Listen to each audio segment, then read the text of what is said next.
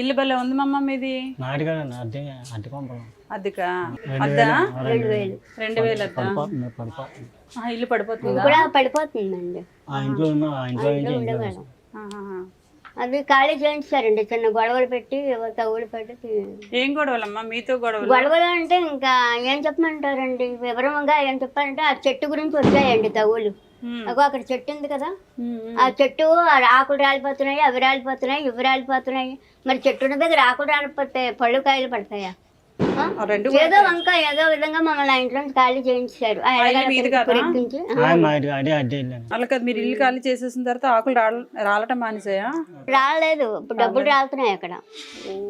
మనుషులు సంకుచిత స్వభావాలు ఎక్కువండి. మీరు బ్రాహ్మణమ్మా? మేము బ్రాహ్మణ్స్. బ్రతికినా చూడలేరు, చెడిపోయినా చూడలేరు. కానీ ఏ మాట కామాట చెప్పుకోవాలం గారు, ఒకప్పుడు మా ఇద్దరిని కూడా లేవదీసింది ఈ గాంధీ గ్రామం జనమే. కానీ ఇప్పుడు ఆ మనసులు లేవు. నాకు చెప్పాలంటే ఇద్దరు ఆడపిల్లలు. ఇద్దరు ఆడపిల్లలకి పెద్దవిడ చాలా అప్పులు చేసి అన్నీ చేసి మొత్తం మమ్మల్ని సర్వనాశనం చేసి దగ్గర 5-6 లక్షలు అప్పులు పెట్టి చెప్పా పెట్టుకున్న రాత్రి మీద 3 పిల్లలు పారిపోయారు. పారిపోతే కాలనీలో జనం అందరూ తలకొక మాట సూటి పొట్టి మాట్లాడి నా మనసు నన్ను గాయపెట్టి చెప్పుతో కూడా కొట్టబోయారు.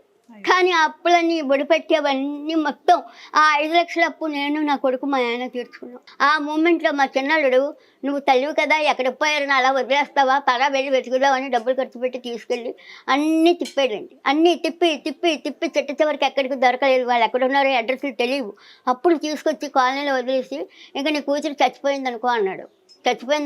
కానీ అనుకోని సందర్భంలో కొన్ని పరిస్థితుల్లో నా పెద్ద కూతురైనా ఒకరి ద్వారా నాకు ఆ ఫోన్లో తెలిసింది, ఆ అమ్మాయి బతికుంది, పలానా దగ్గర ఉంది, హైదరాబాద్లో ఉంది అని తెలిసింది. ఆ విషయం తెలుసుకొని కడుపుండబట్టక నేను నా మొగుడు మా వాడు ముగ్గురం కలిపి మా పిల్లని చూడడానికి వెళ్ళాం. అప్పటికా ఆవిడ కూతురు చనిపోయింది. 13వ సంవత్సరం పిల్ల, బ్రెయిన్ పనిచేయదు. ఆ పిల్ల చనిపోయింది. మా చేతిలో పెరిగింది.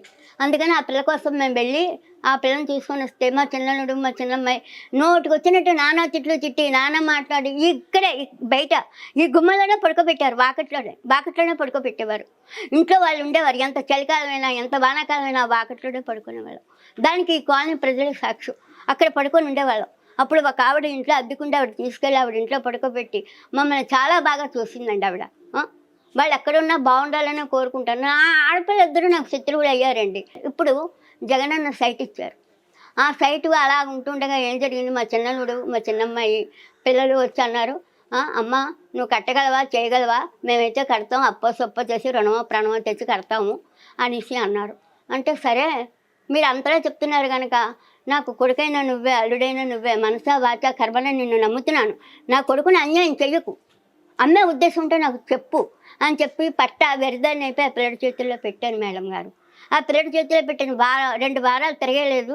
నాకు అలా అట ఏమని తెలిసింది, అమ్మిసాడు ఆ జాగా అని తెలిసింది. ఎవరైనా డబ్బుకు లేకుండా మన డబ్బు దగ్గర నేను లొంగాను. మరి ఎంత కమ్ముకున్నాడో నాకు తెలియదు. 80,000 చేతిలో పెట్టాడు. అది కొన్ని అప్పులు తీర్చాను, కొన్ని మా ఆయనగారు పోయాక అనేక రకాల సమస్యలు ఖర్చు అయిపోయాయి. ఇంకా అయిపోయిన తర్వాత ఇప్పుడు మా పరిస్థితి చాలా భయంకరంగా ఉంది. ఈ పిల్లడికి ఏ పని దొరకలేదు. అయినా ఈ పిల్లడికి ఆరోగ్యం బాగా ఉంటుంది మేడం గారు. కింగ్ ఎలర్జీ లాగా ఒళ్ళంతా అల్లేస్తుంది, ఒళ్ళంతా వచ్చేస్తుంది, కాళ్ళ దగ్గర నుంచి ఒళ్ళంతా అల్లేస్తుంది. పెద్ద స్టోరీయే. మీ వయసు ఎంతమ్మా? 60 ఉండొచ్చు.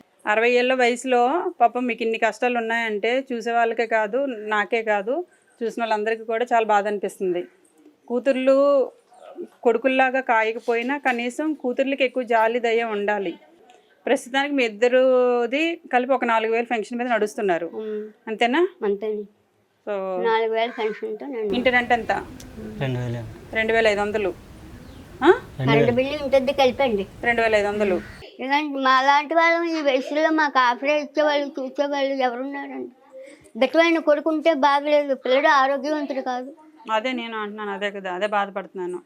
రేషన్ తీసుకురండి.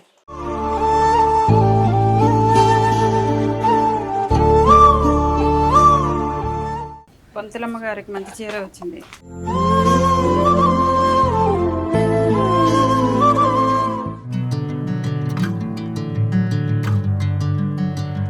పప్పులు ఉప్పులు అన్నీ ఉంటాయమ్మా ఇందులో.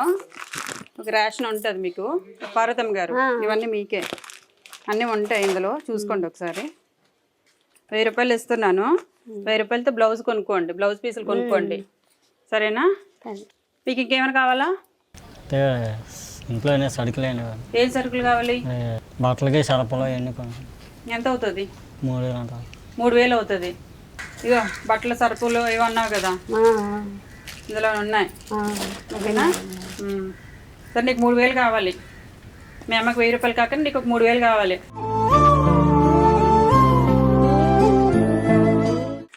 $10,000 ఇస్తున్నాను, చూసుకోండి. నేను వెళ్ళొస్తాను పార్వతమ్మ గారు. ఓకే. సరేనా? సంతోషంగా ఉండండి. ఓకే, నమస్తే. థాంక్స్ అండి.